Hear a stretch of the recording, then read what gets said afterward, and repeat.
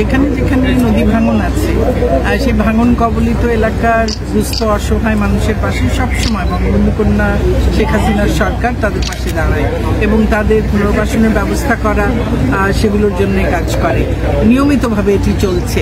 আর চাঁদপুরে আমাদের এখানে আপনারা জানেন যে 2009 সালে মাননীয় প্রধানমন্ত্রী 2008-এর নির্বাচনে যে প্রতিশ্রুতি দিয়েছিলেন আমাদেরকে, সেই প্রতিশ্রুতি অনুযায়ী আমরা এখানে বাঁধ নির্মাণ করেছি, স্থায়ী বাঁধ, এবং শুধুমাত্র চাঁদপুর শহর রক্ষা বাঁধ, এটি 72 সালে হয়েছিল।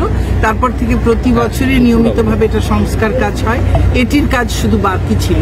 ইতোমধ্যেই মাননীয় প্রধানমন্ত্রী শেখ হাসিনা তার নেতৃত্বাধীন একনেক সভায় 827 কোটি টাকার প্রকল্প অনুমোদন দিয়েছেন। আমাদের শহর রক্ষা বাঁধের কাজ শুরু হয়েছে। আমি আশা করি যে এই কাজটি 27 সালের মধ্যে এটি পুরোপুরি শেষ হবে। এটি শেষ হলে আমাদের একেবারে চাঁদপুরের এই মাথা থেকে নিয়ে সেই জালিয়ারচর পর্যন্ত আমাদের পুরোটাই স্থায়ী বাঁধ হয়ে যাবে। এবং তারপরে এখন যেমন হাইমচরে আর কোথাও বা এই শহরের পর থেকে আর কোথাও নদী ভাঙন হয় না, ঠিক তেমনি এই শহরেও আর আমরা ভাঙনের আশঙ্কায় আমাদের থাকতে হবে না।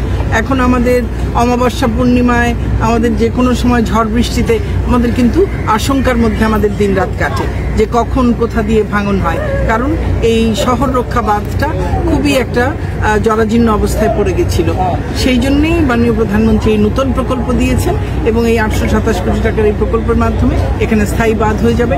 আমরা এই আশঙ্কা থেকে আমরা ইনশাল্লাহ মুক্তি পাবো। আপনি ইতিমধ্যে বলেছেন যে আমি যতটুকু জেনেছি পানি উন্নয়ন বোর্ড থেকে টেন্ডার হয়েছে, এই কাজের প্রক্রিয়াটি যাতে স্বচ্ছ এবং যাতে অবশ্যই কাজটি যেন স্বচ্ছ হয়, স্বচ্ছভাবে হয়, ভালোভাবে হয়, অত্যন্ত উন্নত মানের হয়। কারণ আমাদের যে বাকি কাজটি হয়েছিল 2009 সাল থেকে, আপনি জানেন যে পানি উন্নয়ন বোর্ডের সকলে, আমাদের পানি সম্পদ মন্ত্রণালয় সবাই বলেছিলেন যে আমাদের সেই কাজটি এত ভালো কাজ হয়েছে যে এটি বাংলাদেশের অন্য কোথাও এত ভালো কাজ এর আগে হয়নি।